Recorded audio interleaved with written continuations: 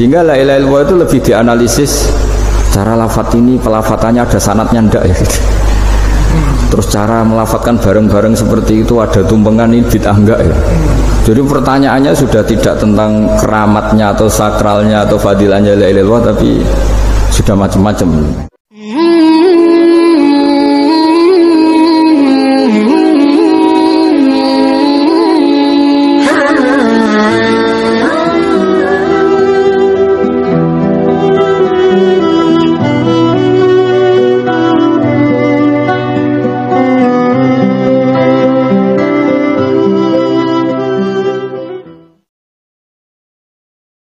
Karena dari awal ini ngaji untuk seneng ya, untuk farhah itu seneng. Tidak tahu saya bacanya farhatul aidin wa falahul faizin ya Pak Ketua, Pak Tamam. Saya cerita sedikit tentang seneng ya, al-farah ya. Dalam Islam seneng itu sudah ibadah. Jadi diantara ibadah terbaik manusia itu seneng. Jadi kalau analoginya kita dikasih rumah teman atau mertua atau guru atau siapa saja, hal paling menjengkelkan itu ya sudah dapat gratisan gerutu itu gremeng. Nah ini kita sudah pakai buminya Allah itu gratis, pakai airnya ya gratis, pakai oksigen ya gratis, kok masih gerutu, itu sudah jadi hamba yang nggak bener itu. Jadi bayangkan kalau kita pakai oksigen bayar, pakai buminya bayar, pakai airnya bayar semua, kayaknya kita tidak mampu membayar, dan kita sama Allah hanya disuruh ikrar, disuruh sujud. Pentingnya ilmu satu, bahwa itu akan menjadikan satu perilaku. Misalnya begini ya, dulu itu kiai-kiai Jawa zaman dulu itu berpatokan, karena dulu pemerintahan Hindia Belanda, seorang lagi masih pemerintahan Hindia Belanda, itu dalil yang sering diutarakan itu sebaik-baiknya umara itu yang datang ke ulama, terus sejelek-jeleknya ulama itu yang datang ke umara. Tapi semenjak pemerintahan Indonesia dan kemudian ditandai beberapa tokoh kayak Gus Wahid putra Kiai Hasyim jadi Menteri Agama, ada Gus Wahid putra Kiai Wahab juga jadi Menteri Agama, ada Kiai Fatur Rahman keluarga Mbah Maimun, keluarga Sarang juga pernah jadi Menteri Agama. Kemudian bersamaan dengan itu dibangunlah satu pegangan ilmu. Pegangan ilmu ini penting karena ini yang mengilhami semua orang Islam, terutama ya utamanya ulamanya. Ada seorang ustadz, seorang guru ngaji yang karena melihat rata-rata penguasa itu zalim ya, datang ke Harun ar-Rasyid. Ini perlu disemak, datang ke Khalifatullah atau Amirul Mukminin Harun ar-Rasyid. Karena beliau seorang raja, tentu terduga lah, atau ya umumnya atau gimana lah istilahnya, itu ya rata-rata ya agak seenaknya, namanya raja, namanya penguasa. Ini dalam pikiran ustadz itu tidak mesti dalam fakta. Kemudian si ustadz itu matur, ya Amirul Mukminin, inni nasihun lak famusyaddidun alaika fala tajidanna fi nafsika syai'an. Saya ini mau nasihati Anda, kemudian saya cara nasihati itu keras, tolong jangan dimasukkan hati. Dia bilang famusyaddidun alaika, saya nanti kalau nasihati itu keras sekali, tolong dimaklumi karena ini penting, karena Anda harus dinasihati secara keras. Tapi sebelum nasihat itu diutarakan, kata Harun ar-Rasyid, karena beliau Bani Abbas dan beliau orang alim termasuk muridnya Imam Malik, kata Harun ar-Rasyid, uskut, kamu diam Ustaz. Inna Allaha ta'ala arsala man huwa khairun minka ila man huwa syarrun minni wa ma'adhalika yaqulu Allahu ta'ala faqula lahu qawlan layyinan la'allahu yatadzakkaru aw yakhsha.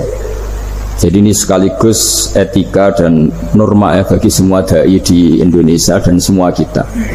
Wahai Ustadz, kamu diam. Allah Ta'ala itu ngutus orang yang lebih baik ketimbang kamu, yaitu Nabi Musa, ke orang yang lebih jelek ketimbang saya, yaitu ke Fir'aun. Itu saja harus pakai etika, faqula lahu qawlan layyinan, kamu harus ngomong yang halus. Jadi intinya ini Harun ar-Rasyid komplain, kamu itu kalau jadi ustadz ngaji kira-kira gitu. Jadi betapa baiknya orang dulu memahami Quran. Jadi Quran itu dibaca, kemudian kita mungkin baca terus jadi cerita, mungkin ada yang baca jadi perilaku, ada yang baca kemudian itu mengilhami, membentuk. Nah kira-kira itulah yang membentuk kiai-kiai alim di NU, di beberapa pesantren maupun orang-orang alim di luar NU. Asal apa ya, ngajinya dan bacanya seperti kita, pasti seperti itu. Karena cara berpikir tadi sudah. Jadi akhirnya si Ustadz tadi keluar dan minta maaf, anta a'lamu minni, ternyata engkau lebih alim ketimbang saya. Jadi kalimat famusyaddidun alika, saya akan keras cara memberi nasihat, itu yang diket, yang dipotong, yang dibatalkan atau yang diralat oleh Khalifatul Harun ar-Rasyid. Yaitu dikatakan inna wa ta'ala arsala man huwa khairun minka ila man huwa syarrun minni. Yaitu Allah mengutus orang yang lebih baik ketimbang kamu, yaitu Nabi Musa, ke orang yang lebih jelek ketimbang saya, yaitu Fir'aun. Itu pun harus faqula lahu qaulal layinan. Cara berdakwah harus dengan kata-kata yang halus, yang lembut, yang indah. Dan dengan kata-kata itu diharapkan la'allahu yatadzakkaru aw yakhsha, semoga yang didakwai menjadi ingat. Sehingga dengan kemampuan ilmiah seperti ini menjadi pegangan bersama bahwa kita sebagai dai atau sebagai tetangga atau sebagai sama-sama warga Indonesia, bawaan kita memang harus faqula lahu qaulal layyina la'allahu yatadzakkaru aw yakhsha. Kemudian dalam disiplin ilmu yang lain, halus itu tidak kuat. Angin itu ya halus, tapi kalau di manage itu jadi kekuatan yang dahsyat. Begitu juga air dan sebagainya.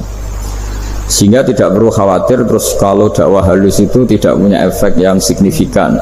Tidak juga. Allah Ta'ala itu pengelola angin. Angin itu kekuatannya dahsyat, sehingga Nabi Sulaiman dikasih kekuatan angin dan bisa terbang kemana-mana. Kemudian sekarang jadi teknologi yang banyak memanfaatkan angin, mulai rem, mulai apa saja. Sehingga dari cerita saya ini kemudian terus kiai-kiai itu membentuk dakwah termasuk di ekonomi dengan cara yang rileks. Nah cara rileks itu satu tentu dimulai dengan ilmu. Misalnya begini, saya beri contoh. Ketika ada orang melafadzkan kalimat la ilaha illallah, tiada Tuhan selain Allah. Kemudian kalimat ini mungkin kalau orang NU baca itu rutin ya, karena kiainya kelamaan ya yang ikut sambil tidur ya. Kalau tahlil itu disebut kiai tertentu itu mesti yang belakang wah suwi itu, kalau kiai itu lama itu. Nah kiainya juga karena jadi lakon ya, kan lebih semangat karena pegang mic. Biasanya gitu di NU itu. Kalau khotib mesti semangat karena yang pegang mic, yang dengerin mesti ngantuk karena monoton gitu. Karena yang mendengerin sudah tahu pasti nyuruh baik meninggalkan yang jelek. Jadi ilmunya sudah disimpulkan dulu. Setiap yang tidur di masjid mesti tak tanya kenapa tidur. Ilmunya tidak ada perkembangan, Gus, nyuruh yang baik meninggalkan yang jelek. Tapi kalau ilmunya agak ada perubahan kan dengar semua pasti nyuruh yang jelek meninggalkan yang baik. Karena watak manusia itu agak-agak suka fitnah, itu suka geger. Tapi kalau monoton itu mesti enggak itu. Tapi yang menjadi pegangan kita, saya ulang lagi, itu ilmu dulu. Saya ulang lagi, itu ilmu dulu. Saya berkali-kali menyontohkan, kalau ada orang kafir, orang yang tidak bersyahadat 70 tahun, kemudian dia bersyahadat sekali saja di akhir hayatnya, itu kata Allah, qulil ladzina kafaru iyantahu yughfar lahum ma qad salaf. Katakan ke mereka yang kafir, jika dia mau bersyahadat, itu masa lalunya diampuni semua. Sehingga kedahsyatan kalimat ini luar biasa. Orang yang kafir 70 tahun saja, barokahnya la ilaha illallah ini, dosanya bisa diampuni semua. Nah kemudian karena ilmu ini tidak begitu populer atau kurang dipopulerkan, atau kita sendiri kurang menghayati, sehingga la ilaha illallah itu lebih dianalisis. Cara lafadz ini, pelafatannya ada sanadnya enggak ya? Terus cara melafatkan bareng-bareng seperti itu ada tumpengan ini bid'ah enggak ya? Jadi pertanyaannya sudah tidak tentang keramatnya atau sakralnya atau fadilahnya la ilaha illallah, tapi sudah macam-macam. Wiridan cara seperti ini ada hadisnya enggak, legal enggak, terus ada sanadnya enggak. Jadi saya mohon semohon-mohonnya untuk teman-teman yang di Al-Iman itu harus ngaji ya. Ngaji itu nanti kamu tahu cara mandang sebuah ibadah atau perilaku atau apa sajalah tahu. Karena al ilmu yurisul ahwal, ilmu itu bisa mengilhami cara pandang. Dulu yaitu saya ulang lagi, ketika zaman Hindia Belanda, karena pemerintahnya Hindia Belanda itu ulama-ulama keras sekali, sejelek-jeleknya ulama itu yang datang ke Umarok. Tapi setelah era Mbah Hashim, era sampai Mbah Maimun, itu mereka peduli sama Umarok, sama semuanya sama-sama warga Indonesia yang ingin melihat Indonesia yang lebih baik. Sehingga banyak, ya kakak saya sendiri pernah wakil bupati, terus putra Mbah Maimun wakil gubernur, ini teman saya Kiai Hafid ya bupati. Semenjak itu terus, dan itu nggak lepas dari cara pandang. Yaitu cara pandang diantaranya adalah cerita tentang Nabi Musa yang Allah tetap peduli sama Fir'aun, sehingga tetap didakwai Nabi siapa? Musa. Dan posisi Musa datang bukan memanggil. Ya, cuma kayak sampai sekarang itu belum pernah ke kantor bupatinya Pak Hafid, karena kadang-kadang orang terus curiga mengajukan proposal jadi agak repot. Ketemu bupati itu sialnya kiai kan mesti pikirannya orang bupati ini nyangoni, kiai ini disangoni itu. Itu terus kayak kita fakir miskin itu. Jadi makanya saya itu belum pernah datang. Tapi alhamdulillah karena beliau berambisi menjadi wa khairul umara mayatuna babal ulama. Jadi datang tapi sangat ambisius ingin mengalahkan ulama, karena dia kalau datang statusnya lebih tinggi. Ya tidak apa-apa, ini tawaduk tapi niatnya agak begitu tawaduk. Jadi datang. Makanya saya kemarin Yusuf Mansur pas datang, Pak Ustadz Yusuf Mansur saya datang harus sekali saja, kalau kedua kali ribet. Karena kalau beliau datang dia punya status tawaduk. Lama-lama didatangi jadi takabur, saya jadi yang ahli neraka, dia ahli surga. Saya akan rugi dong. Hanya rugi, gue kehilangan teh, kehilangan kopi, dia beliau berstatus tawaduk, saya berstatus takabur, kan repot. Makanya saya berharap jangan datang lagi. Karena jadi repot itu, jadi repot kan. Padahal saya kalau disuruh datang ke Jakarta kayaknya ya berat, selain sibuk juga takut ganggu saya. Jadi saya sering di Jakarta tapi ya tadi jarang ya. Biasanya nganggarkan waktu hanya pas saja, tidak kurang tidak lebih. Biasanya ngajar di pondoknya Pak Kures itu di Baitul Quran ya. Hanya ngajar santri-santri itu.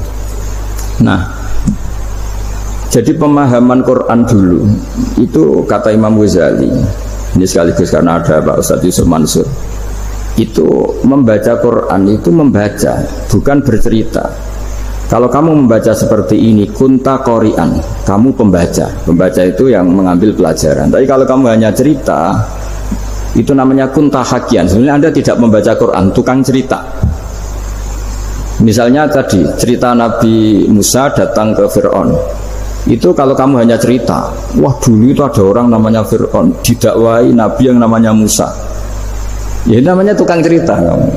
Kalau kamu pembaca tidak gitu. Betapa baiknya Allah, orang sengawur Fir'aun saja inginnya Allah masih ingin diselamatkan dengan mengutus Nabi Musa kekasihnya. Itu namanya kunta qori'an, kamu pembaca betul, bukan kunta hakian, kamu tukang cerita. Begitu juga seterusnya tentang Quran, ayat-ayat seterusnya. Sehingga yang diharapkan dari pembacaan Quran itu memang kita sebagai ahli baca, ahli mu'tabir ya, ahli yang ngambil pelajaran, bukan tukang apa? Cerita. Sehingga dulu ketika Sayyidina Umar radhiyallahu anhu ketika membuka Baitul Maqdis atau Baitul Muqaddas dan diajak syukuran, pesta-pesta makan itu, beliau nggak mau. Ketika ditanya kenapa engkau nggak mau, alasannya itu langsung beliau baca Quran. Jadi saya punya sekian contoh, saya ulang lagi, saya punya sekian contoh. Orang-orang dulu dengan Quran itu menyatu, bukan sekedar dihafal tapi menyatu. Sehingga bawaannya itu sudah Qurani, sudah Qurani. Saya beri contoh pertama Rasulullah SAW, nanti Umar kedua. Rasulullah itu pernah nggak makan sampai 3 hari. Terus ditanya oleh sahabat, lalu kekuatan engkau bisa hidup apa? Terus menghentikan al-aswadani, maksudnya itu tamar dan air, hanya makan kurma dan air. Tapi beliau tidak ketemu roti atau nggak ketemu nasi lah kalau orang Indonesia. Ketika hari ketiga dikasih makan oleh sahabat, dipotongkan kambing, kemudian baru makan 3 lukmah, kira-kira ya 3 asupan nasi, berhenti. Padahal sahabat yang lapar sama dengan Rasulullah itu membayangkan Nabi itu sampai kenyang, sampai apa. Tapi ketika ditanya, seperti ini pun nanti ada hisabnya. Walatus alunna yauma idzin anin naim. Jadi acara makan-makan gini itu nanti ada hisabnya. Nabi nangis. Akhirnya sahabat nggak jadi nerusin makan. Jadi ketakutan orang dulu sama ketika Sayyidina Umar dijak pesta ketika memenangkan Baitul Maqdis itu. Inna wa ta'ala ayyara qauman. Allah itu mengkritik sebuah komunitas kaum karena apa? Adhabtum thayyibatikum fi hayatikum dunya wastamta'tum biha. Kamu adalah orang-orang yang jatah nikmat kamu sudah kamu habiskan di dunia. Adhabtum itu kalian habiskan jatah kenikmatan kamu di dunia. Wastamta'tum biha, kamu di dunia sudah berpuas-puas. Maka jatah Anda sekarang di akhirat habis. Sehingga Sayyidina Umar enggak mau pesta-pesta karena takut jatah nikmatnya habis. Kata beliau terus astabqi thayyibati, akan saya sisakan sisi-sisi kebaikan saya supaya tidak habis. Corong Jawa itu jadi entek-entekno biar jatahnya mas. Sehingga di dunia kiai itu ya meskipun saya akrab bupati, akrab mungkin wakil gubernur, saya itu ya jarang ketemu. Karena kalau orang Jawa bawaannya ketemu ya makan-makan, guyon-guyon. Nak keterusan ras mlebu swarga. Makanya saya pastikan Pak Yusuf Mansur kesini tidak akan saya jamin, biar aja, biar jatahnya masih. Jadi ini bukan karena saya bakhil, biar jatahnya masih. Mendit menyelamatkan. Ya, jadi itu ilmunya kiai. Nah, efek dari ilmu ini dahsyat. Kalau Anda berpikir tentang nasib Anda di akhirat, nanti bawaannya juga tidak akan mudah menyalahkan orang lain, tidak akan menghakimi orang lain karena sibuk dengan dirinya sendiri, tapi tidak dengan makna egois, tapi makna orang baik itu siapa? Orang yang sibuk dengan aib pada dirinya, dengan kekurangan pada dirinya, saking sibuknya mikir aibnya sendiri, tidak sempat mengoreksi aibnya orang lain. Itu awal ilmu. Ilmu itu tidak dimulai dari larangan. Kalau larangan karuan, tidak termasuk ahli surga orang yang suka mengadu domba, tidak termasuk orang baik yang cari kesalahan orang lain. Itu namanya pelarangan.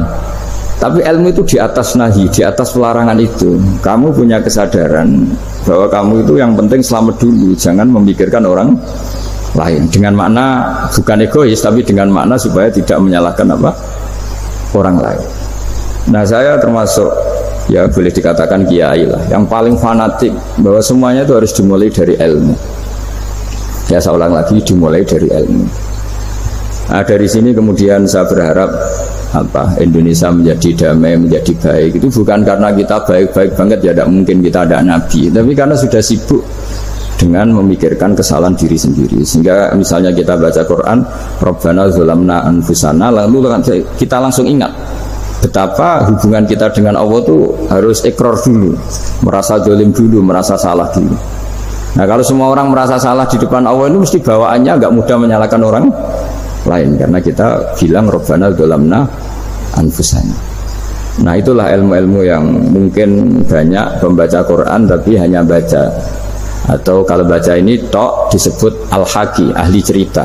Yang dibutuhkan tuh al-qari, pembaca kemudian mu'tabir, kemudian mau beriktibar. Seperti yang dilakukan tadi Harun Ar-Rasyid tadi. Inna wa ta'ala arsala man huwa khairun minka ila man huwa syarrun minni. Wa ma'adzalika yaqulu wa ta'ala faqula lahu qaulal layyin. Kamu tidak usah memaksakan musyaddid keras sama saya, karena Allah Ta'ala telah mengutus orang lebih baik ketimbang kamu, yaitu Nabi Musa, ke orang yang lebih jelek ketimbang saya, yaitu Fir'aun. Itu saja harus beretika. Faqula lahu qawlal layyina la'allahu yatadzakkaru aw yakhsha. Dan alhamdulillah bawaan kita sebagai orang timur atau orang Jawa itu kalau mau ngandani orang itu halus sekali. Di antara bentuk kehalusan kata-kata diceritakan di ayat lain. Ketika Nabi Musa ketemu Fir'aun, dawuhnya begini, fakul apa itu yang di juz 30, yang juz di juz 30 ini yang bagian dari, kan tadi hanya fakul lahu qaulal layyinan. Lahu qaulal layyinan itu bentuknya apa? Ya, bentuknya apa? Itu Nabi Musa disuruh ngendikan sama Fir'aun, apakah kamu mau saya nasihati? Fakul halaka ila antazakka. Halaka itu pilihan, hal itu istifham, laka itu otoritatif. Jadi betapa santonya kalimat itu, fakul halaka ila antazakka. Jadi kalau dimaknani model Pak Hafid, model saya ngaji di sarang itu, halaka onoto iku kedue siro, berhak bagi kamu, berhak bagi anda, apakah anda berhak loh mendapat nasihat supaya anda jadi orang yang lebih baik. Halaka ila antazakka. Jadi tidak kalimat perintah, tapi kalimat pilihan. Apa engkau mau saya beri nasihat? Wahdiyaka ila rabbika fatakhsha. Dan saya beritahu kamu tentang Tuhan dan kemudian kamu menjadi orang yang baik, fatakhsha, orang yang punya khasyah, punya. Jadi kayak apa kalimatnya itu? Napa jenengan kerso? Itu kalau orang Jogja, orang-orang daerah-daerah yang berada nyuguhi tamu itu kan, ayo makan-makan. Itu kan kayak tamunya itu kelaparan. Masa Pak Yusuf Mansur kelaparan? Tidak mungkin kan. Masa Ustaz terkenal kelaparan kan tidak mungkin gitu. Monggo, nopo jenengan ngersakno. Karena bisa saja tamunya itu tidak kerso, mungkin karena darah tinggi, mungkin karena takut dianggap fakir miskin, macam-macam kan orang enggak. Itu kalimatnya itu halaka ila antazakka. Kayak apa indahnya dakwah. Halaka ila antazakka. Itu ada kata laka itu ya terserah jenengan mau enggak. Wa ahdiyaka ila rabbika fatakhsha. Nah, itu yang disebut membaca. Kunta qori'an la hakian. Anda benar-benar membaca Quran, bukan sekadar pencerita. Nah kemudian ini yang terakhir, saya juga baru, sebenarnya saya itu nggak pernah bilang sanggup itu, tapi Pak Ustadz Zakaria itu GR terus sampai tadi pagi itu saya belum tahu kalau ada acara ini. Ya karena saya kiai, jadi kalau kiai itu kan ingatnya sama Allah saja, kalau sama manusia itu rodok-rodok lali gitu. Itu bukan memaksa, ya memang lupa.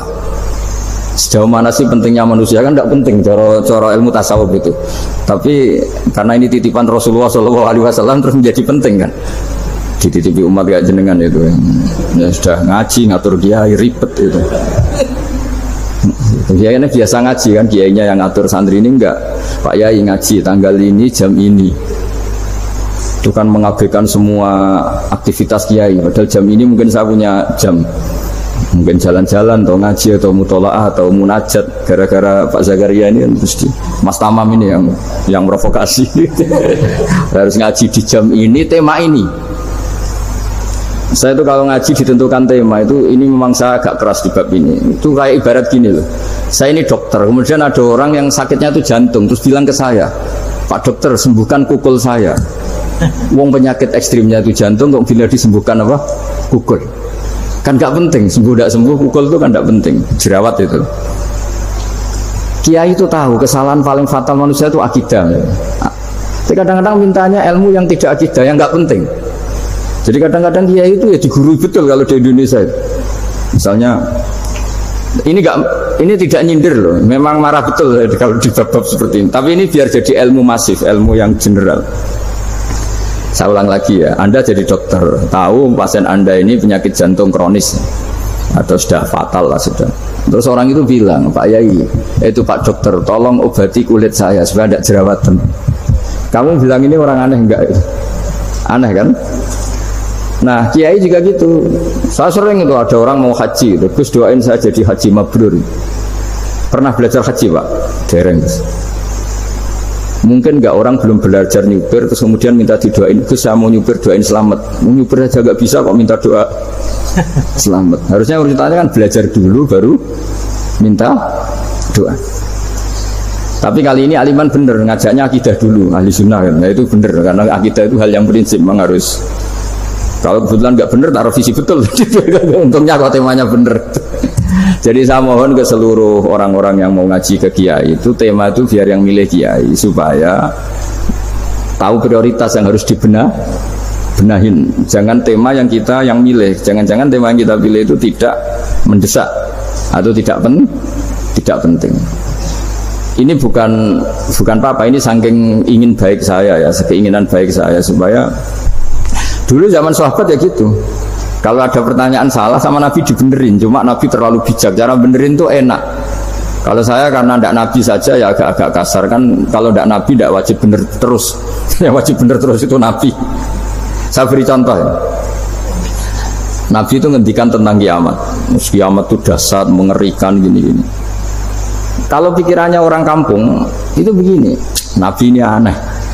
Cerita kiamat dahsyat tapi nggak ada tanggalnya, nggak ada tahunnya. Harusnya ada dong, biar kita bisa persiapan.